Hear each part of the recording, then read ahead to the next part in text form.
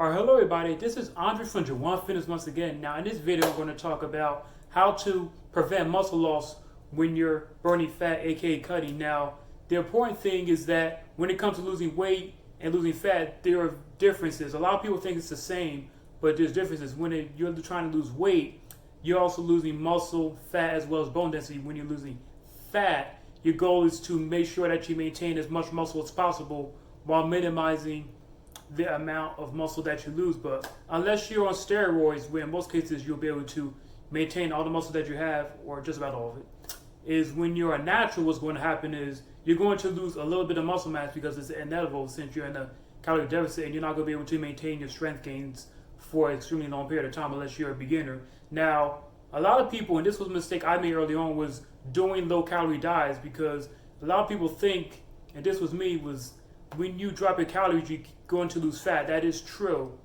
But at a certain point, there's only so much fat you can lose at a time, because eventually what's going to happen is your body's going to stop losing fat because it's going to go into starvation mode. So if you drop your calories to like 12, 1500, then you're going to lose a lot of muscle with that, and it's just not sustainable. Because I tried it during my first year of cutting, and I just ended up binge eating, which was just so hard in the first place because it completely destroyed my progress. Number two is you want to make sure that you're maintaining your strength, and in order to do this, you want to increase the amount of reps that you're doing on 1 year sets, then increase the weight by 2.5 to 5 pounds so that you get stronger, because progressive overload is the key. Or if you can't do that, you just decrease the rest time.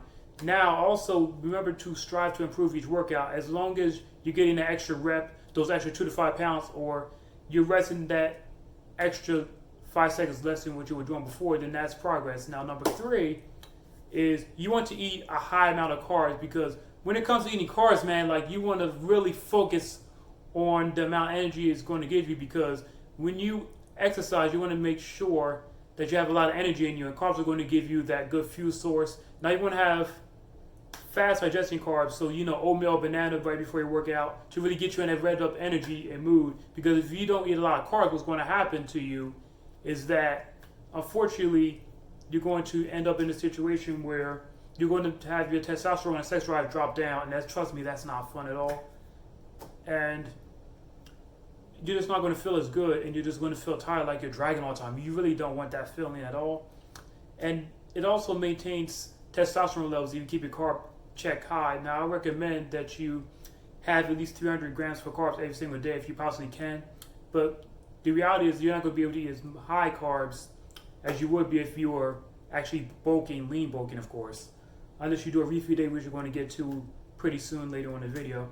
Now, tip number 4 is you want to make sure that you switch your training volume, because when it comes to losing fat, there's only a certain amount of time that you'll be able to maintain your lifts and get stronger. Now, if you're a newbie and beginning to training, this is a good different situation to be in, and you'll be able to maintain your lifts and even increase strength while you're cutting. But if you've been lifting for more than 3 or 4 years, unfortunately what's going to happen is that eventually you are going to lose strength, so you have to figure out what's going to be the best way for me to make sure that I'm maintaining my strength. So I would recommend, and this is what I do during the summertime, is to cut down the volume of workouts by approximately 1/3. So if you're doing 3 sets of bench press, if you have a home gym in your house with weights, then just knock it down to 2 sets. And it's going to be easier on your muscles. You're just going to feel better overall because you're not putting so much strain in your body. Or if you're doing 4 sets, drop it down to 3. Just do that. And the next thing is that you also want to make sure that you're keeping your workout frequency the same at least 3 times a week. That's really going to help you out, because as long as you're keeping the frequency the same and you're lowering the volume, which is very important, is that you're going to be able to maintain your gains for the most part, and you don't have to worry about that when you go back to lean bulking. You'll probably gain strength a lot faster than you would otherwise.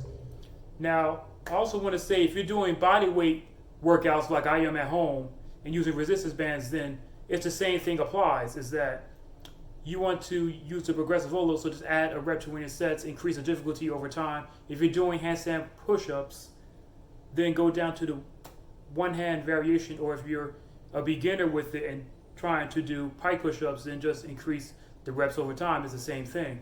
Now, my last tip before I go is during the refeeds. Now, the refeeds are very useful when you've been dieting for a long period of time, because you just can't keep losing fat forever, because eventually it's going to stop. So what do you do in that situation? Then all you have to do is just focus on eating a high amount of carbs, in which I'm actually doing today. I mean, like about 500 grams, which is pretty freaking ridiculous, but it's my first refeed day of this week, and then I'm going to do it again on Thursday. So the refeed is going to really adjust your leptin levels as well as boost muscle glycogen. And when you get off the refeed after you do it a month or so, what's going to happen is that you're going to gain muscle at a much faster rate, which is very beneficial.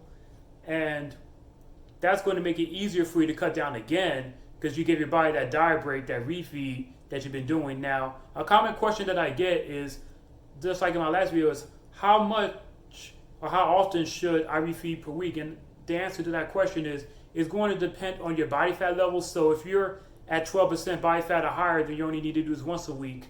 Now, if you're under 12%, especially once you get into 8 to 10 range percent, like I am, then you want to do it at least twice a week. And you can choose whichever days works best for you. That's the main thing, to focus on what works best for your schedule individually, so that you can optimize that and focus on the rest of the areas of your life.